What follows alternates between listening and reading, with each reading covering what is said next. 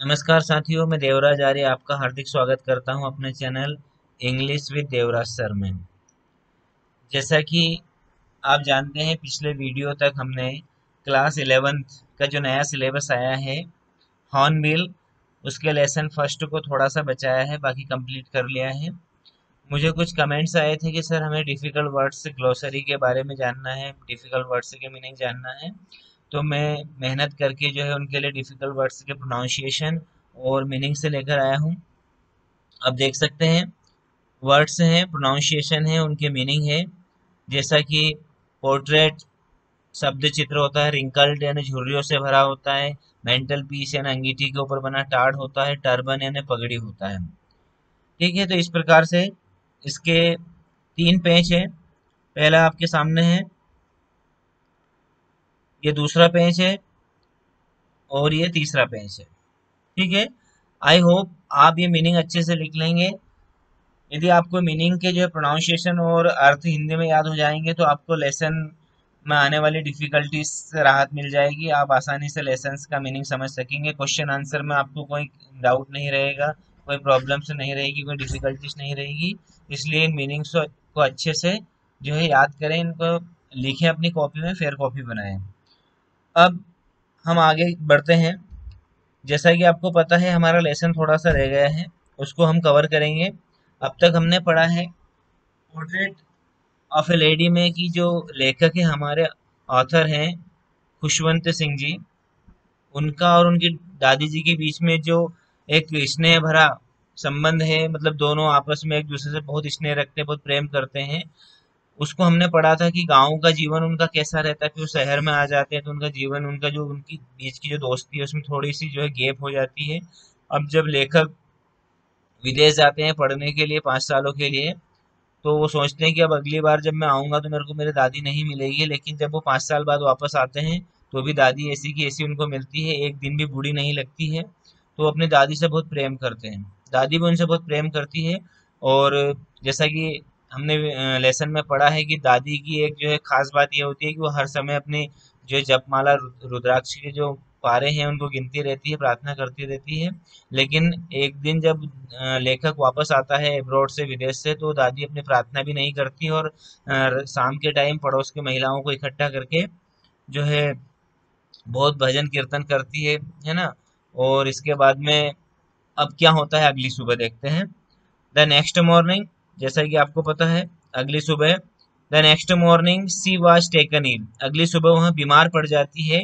It was a mild fever and the doctor told us that it would go, वह एक मामूली सा बुखार था और डॉक्टर ने हमसे कहा कि वह चला जाएगा। But my grand mother thought differently, लेकिन जो मेरी दादी माँ थी वो अलग ही सोच रही थी। सी टोल्ड अस, उन्होंने हमसे कहा, that her and was near, कि उनका अंत समय आ गया है। सी सैड दैट, उन्होंने कहा कि since only a few hours before the close of the last chapter of her life, चूंकि मेरे जीवन के अंतिम चैप्टर के कुछ ही समय, कुछ ही घंटे बचे हैं, only a few hours before the close of the last chapter of her life she had omitted to pray, उसने क्या कर दिया था, ओमिटेड टू प्रे यानी प्रार्थना करना बंद कर दिया था।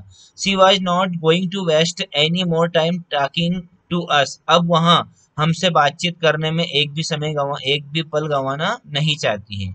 यानी उसका अब ध्यान किसकी तरफ लगाना चाहती थी, वो प्रार्थना की तरफ। वो कह रही थी कि मैंने शाम को प्रार्थना नहीं की, मैंने जो है मेरा समय अंत समय नजदीक आ गया है और मैंने प्रार्थना नहीं की, लेकिन अब मैं प्रार्थना करना चाहती हूँ। तो वी प्रोटेस्टेड, लेखक ने कहा, हमारे जो ऑथर हैं खुशवंत सिंह जी ने, कि हमने उनको मना किया, उनका विरोध किया कि नहीं नहीं, तुम्हें अब प्रार्थना नहीं करनी चाहिए। But she ignored our protest, लेकिन उन्होंने हमारे प्रोटेस्ट का, हमारे विरोध को इग्नोर कर दिया, नजरअंदाज कर दिया। सी ले पीसफुली इन बेड, वहां बिस्तर पर शांतिपूर्वक लेट गई। Praying and telling her beads, क्या कर रही थी, प्रार्थना कर रही थी, और टेलिंग हर बीट्स यानी अपने रुद्राक्ष के पारे गिन रही थी। Even before we could suspect, और हम कुछ समझ पाते, her lips stopped moving and the rosary fell from her lifeless fingers, उसके होंठ हिलने बंद हो गए थे और जो रोजरी थी, जो जपमाला थी, वो उसकी बेजान उंगलियों से नीचे गिर गई थी। A peaceful pallor spread on her face, एक शांतिदायक पहला यानी पीलापन उसके चेहरे के ऊपर फैल गया था, and we knew that she was dead, और हम समझ गए कि वह मृत्यु को प्राप्त हो चुकी है।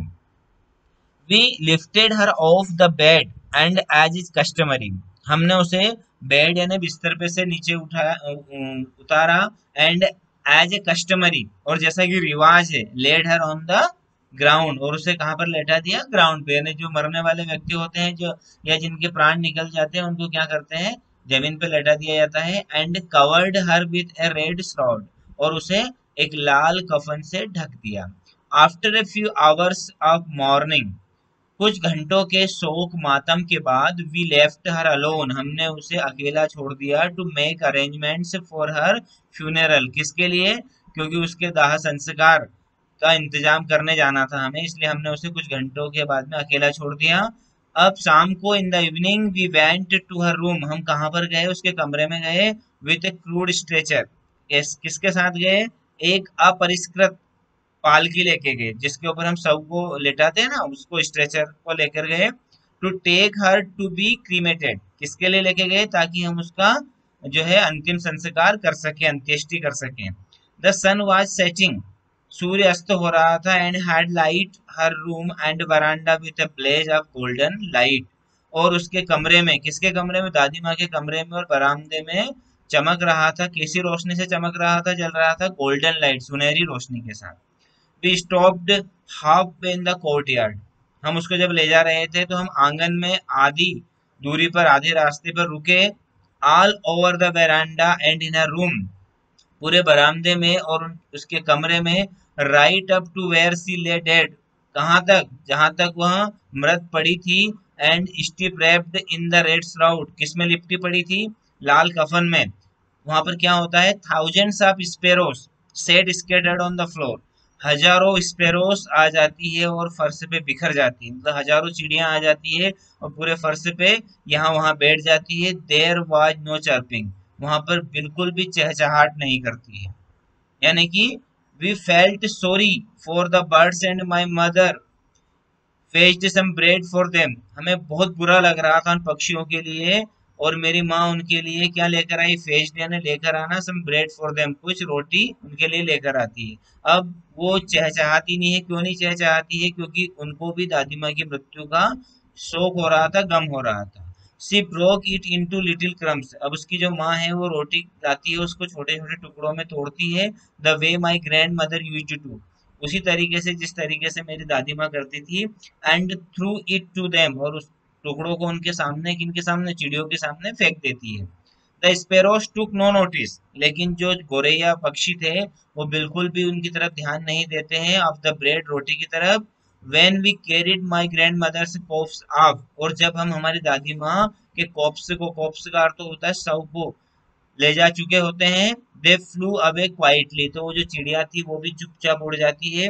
Next morning the sweeper Swift the bread crumbs into the dustbin, अगली सुबह जो जमादार आता है, जो झाड़ू लगाने वाला आता है, वो रोटी के टुकड़ों को बुहार कर डस्टबिन में डालता है।